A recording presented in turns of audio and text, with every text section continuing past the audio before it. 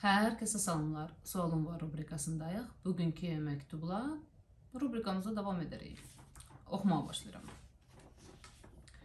Salam Aygün xanım.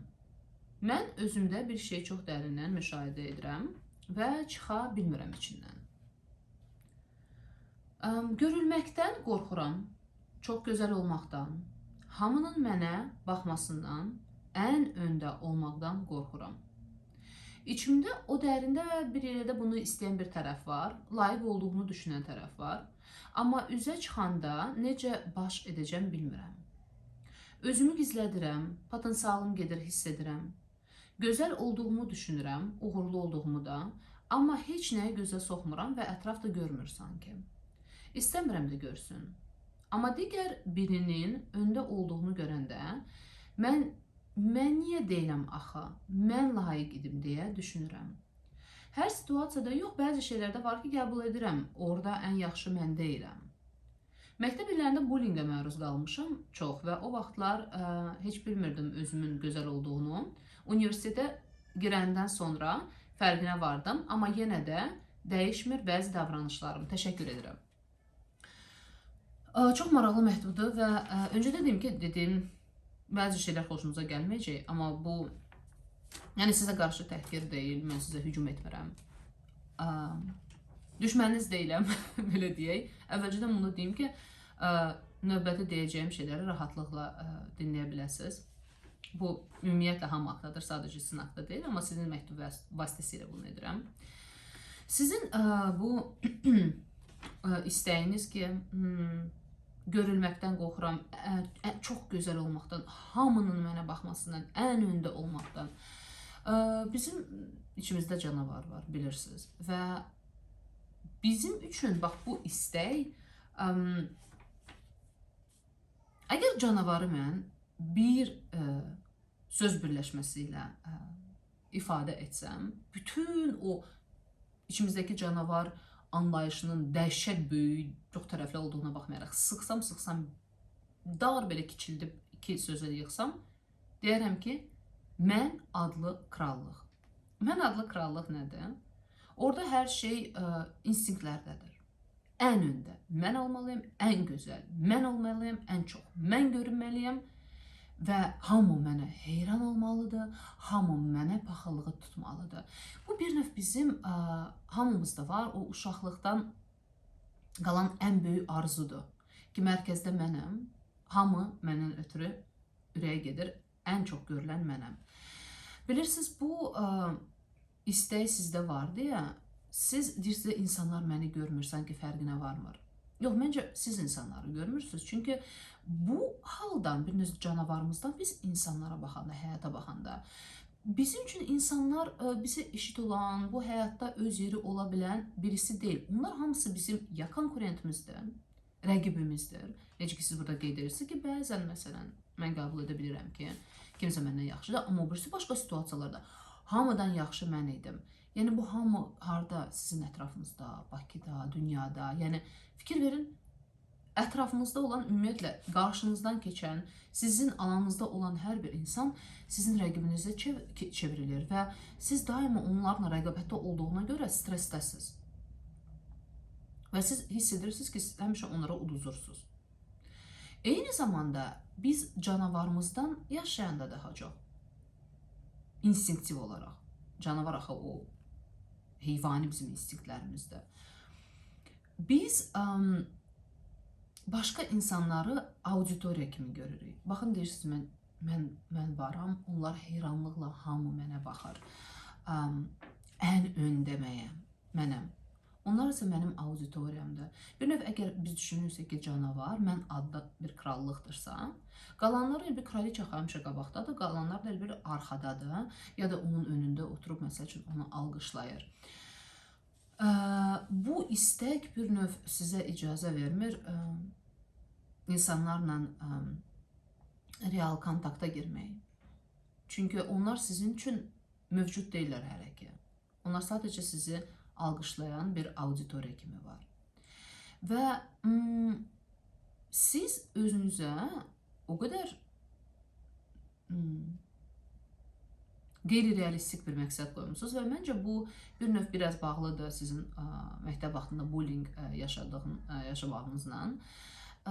İnsan bullying hiss edəndə üzərində necə bir növ bir böcək kimi hiss edir, hansını ki başqa insanlar əzirlər, incidirlər, heç nə sayırlar. Və mən üzgünəm ki, siz bunu yaşamısınız. Əminəm ki, çox ağır zamanlar olub sizə. Amma mən hiss edirəm ki, siz bəlkə də fərqində olmadan o vaxt bir növ özünüzə söz vermişsiniz ki, yox da zaman gələcək və mən bunun qisasını alacağım, mən bunun heyfini çıxacağım, mən hamıdan gözəl olacağım, ən öndə olacağım, mən sizin hamınıza göstərəcəm kimi bir istək sizdə yaranıb. Və indi sanki siz də öz varlığınızla, ən öndə olmaq istəyindən, davamlı rəqabətinizlə bir növ indi siz eyni şeyi insanları bir növ öz grandioz, ən möhtəşəm varlığınızla əzmək istəyirsiniz. Dediyim kimi, onlar hələ sizin üçün eşit bir varlıqlar deyil. Maraqlı olur, yox, belə nüansı görəndə. Əsla mən demirəm ki, yəni siz bulisiniz, demirəm. Bullyingi yaşamaq da ağır bir şeydir. Amma biz daima narsistləri, buliləri başqa yerlərdə görürük, başqa insanlarda görürük. Amma belə çevirəndə situasiyanı insan görür ki, onun da içində bir canavar var, onun içində buli var, onun içində birisi var, hansı ki başqa insanları heçə sayır, hamıdan üstün olmaq istəyir və başqalarının sayəsində bir növ üstünə durub, qalxıb, yuxarıdan olmağa çalışır. Bəlkə bunu görmək sizə kömək edər ki, siz bir növ ümumən insanlardan qisas alırsınız, göstərməyə çalışırsınız özünüzü. Ona görə sizdə bu var, o gözə soxa bilmirəm, gözə soxmaq istəyirsiniz, amma soxa bilmirsiniz. İndi əgər qayıtsaq ki, sizin bu qorxuram deyirsiniz, görülməkdən qorxuram, çox gözəl olmaqdan qorxuram, hamının mənə baxmasından və öndə olmaqdan qorxuram. Siz niyə qorxursunuz? Çünki insan içində bu qədər qeyri-realistik tələb özünə qarşı olanda, o həmişə hiss edir ki, bir növ ki, bəlli bir rol oynamalıdır, mükəmməl olmalıdır. Bir düşünün, mən necə görünməliyəm? Mən kim olmalıyam ki, hamı mənə heyranlıqla baxsın. Yəni, bir söz var, deyir ki, sən pizza deyilsən, hamı səni sevə bilməz. Ya da sən dünyanın belə ən dadlı, ən şirin, ən ətirli şəftalısı ola bilərsən, amma mütləq insanlar olacaq, hansı ki, şəftəldən zəhləsi gedir. Fikir verin, sanki sizdə bu tərəf yoxdur. Siz deyirsiniz ki, yox, ən sən olmalısan və ona görə sizin üçün həyata daxil olmaq, çıxmaq, söhbət eləmək, ünsiyyətdə olmaq, bir şey yaratmaq bir cəhənnəmdir. Bilirsiniz niyə? Çünki elbə ki, içinizdə o bir tərəf var, hansı ki, siz o idealsiniz. Hansı ki, bu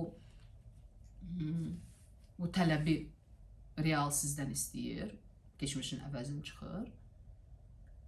Və siz elə bil ki, bilirsiniz ki, siz indi bəlli bir görünüşdə, bəlli bir davranışda birisi ilə söhbət eləsəniz, iştirak eləsəniz, siz sərgilədiyiniz performansa görə o səhnə arxasındakı o ideal mənə var, rejissor sizi məhv edəcək.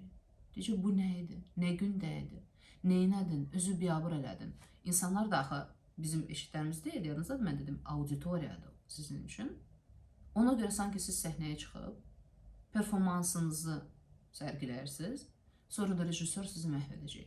Ona görə sizə çox daha asandır gizlənmək, ortaya çıxmamaq, heç nə etməmək, nəinki sonra özünüzü bir növ özünüzə qoyduğunuz qeyri-realistik tələbata görə məhv eləmək. Ona görə qorxursunuz. Və siz deyirsiniz ki, özümü gizlədirəm buna görə. Potensialınız gedirmi? Bəli, potensialınız gedir, amma o düşündüyünüz potensial yox. Sizin gerçək potensialınız gedir. Real sizin potensialınız. Hansında ki, əgər siz çalışsaz, fokusunuzu özünüzdən, yəni o canavardan, mən adlı krallıqdan, harada ki, mərkəzdə mənəm, hər şey mənim üçündür, mənim ətrafımda fırlanır, məndən önəmli və məndən başqa orada kimsə yoxdur. Əgər varsa da, əgər bu işdir, insanlardır, onlar bir növ sanki mənim qulluğumda olan bir instrumentlərdir. Yəni məsəl üçün insanlar mənim auditoriyamdır. İş mənim statusumu bəzəyən bir şeydir. Əgər yavaş-yavaş çalışsanız, fokusunuzu məndən işinizə keçirdəsiniz məsələn. Sizi təmsil edən nədirsə, məsələn işiniz. Onda o sizin üzərinizdə olan fokus o yüngülləşər və siz bir növ çalışarsınız maksimum işinizdə professional olmaq. Gözə soxmaq üçün yox, həqiqətən işinizi yaxşı görmək üçün. Və zaten işində professional, gözəl mütəxəssis olan insan bunun üçün çox da böyük məqsəd yönlü savaş vermədən irəli gedir. Çünki hamı öz həyatında, istər şirkətlər, istər psixoloq olursan, koç olursan, müəllim olursan, həkim olursan, bilirsiniz, biz həmişə tanışdan oturursan, axtarırıq, tapırıq yaxşısını.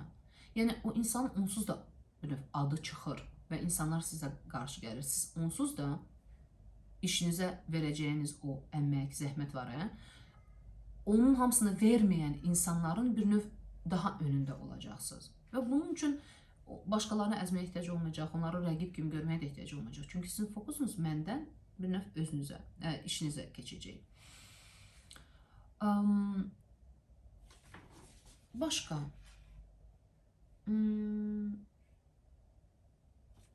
Bir də ki, əgər siz bunları, məsəl üçün, indi anlayırsınızsa, onda bəlkə də başa düşürsünüz, məncə sizin içinizdə aqressiya yetərincə ola bilər. Həm insanlara qarşı, özünüzə qarşı. Bəlkə indi başa düşürsünüz, niyə bu qədər aqressiya var. Çünki insanlar həyat mənə istədiyimi vermir. Mənim gözləntilərim odur ki, onlar mənə heyranlıq dolu gözlərlə baxır. Mənə baxılıq edir. Mən olmaq istəyir, hamı mən olmaq istəyir. Amma onlar sizi elə görmürlər. Və bu sizi incidir. Və buna görə insanlar qarşı nifrət, aqressiya yanır. Çünki onlar sizə istədiyinizi vermir. Amma biz bir növ başa düşəndə ki, oh my god, mənim istədiyim bir növ absurd bir şeydir, insani bir şey deyil. Onda biz canavarımızdan yavaş-yavaş insani tərəfimizə keçid edə bilərik. Harada ki, mən varlığımla insanları əzməyə, onlardan üstün olmağa, dominant olub, o canavarın keyfini yaşamaq deyil də, bir növ insanlara qulluğa keçirik. Mən sizə necə qulluq edərəm, mən sizə necə servis edə bilərəm, necə xeyrim deyə bilər sizə. Bu çox elə bir ki, başqa bir səviyyədədir, amma bura keçmək üçün ilk növbədə bunu görmək lazımdır. Və bu məncə indi bəlkə də başa düşürsünüz, özünüzə qarşı olan aqressiyanız niyə güclüdür? Çünki dediyim kimi, o pərdə arxası rejissor sizdə çox qəddardır. Keçmişin əvəzindən çıxmağa çalışır və bilmirəm bunun fərqindəsiniz ya yox. Bəlkə də biraz bilirsiniz, indi birazca da şuur altından şuurlu səviyyəyə çıxartdıq. Bu məqsəd, adlandıraq şuursuz məqsəd, sizi bax belə bir instinktiv, canavari bir yola çıxardıb. Ona görə də siz özünüzə bir istiqamət tapa bilmirsiniz, rahatlıq tapa bilmirsiniz. Özünüzlə nə edəcəyini bilmirsiniz. Demək istədiklərim bu qədər. Dediyim kimi, yəni bu dəqiqə mən sizə demirəm ki, siz pis insansınız, canavar hamımızda var. Bəzi insanlar o canavarın içində o qədər boğur, o qədər özündən gizlədir, elə bilir ki, onlarda o yoxdur.